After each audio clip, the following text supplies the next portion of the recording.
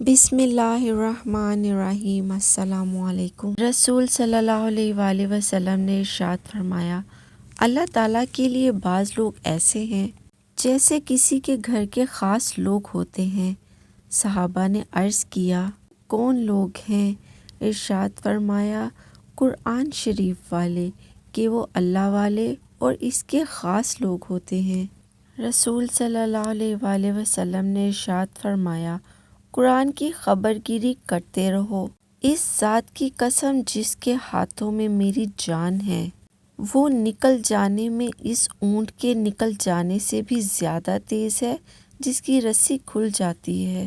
رسول صلی اللہ علیہ وآلہ وسلم نے ارشاد فرمایا، اگر میرے پاس احد پہاڑ کے برابر سونا ہوتا تو میں پسند کرتا کہ اگر ان کے لینے والے مل جائیں تو میں 3 دن گزرنے سے پہلے ہی میرے پاس اس میں سے 1 دینار بھی نہ بچے سوائے اس کے جسے میں اپنے اوپر قرض کی ادائیگی کے لیے روک لوں۔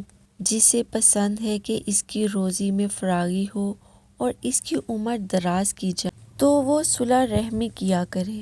ارشاد نبوی ہے، منافق کی 3 نشانیاں ہیں، جب بات کہے تو جھوٹ کہے، اور جب اس کے پاس امانت رکھے تو خیانت کرے، اور جب وعدہ کرے تو خلاف کرے۔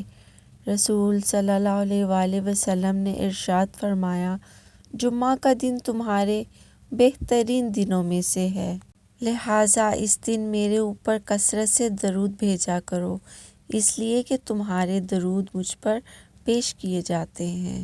ارشاد نبوی ہے، اے عورتوں کی جماعت، صدقہ کرو کیونکہ میں نے جہنم میں زیادہ تم ہی کو دیکھا ہے۔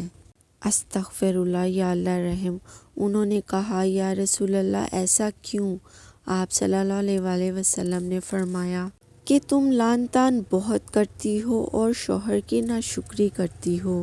رسول صلی اللہ علیہ وآلہ وسلم نے ارشاد فرمایا، جو کوئی اللہ اور آخرت کے دن پر ایمان رکھتا ہو وہ اپنے مہمان کی عزت کرے۔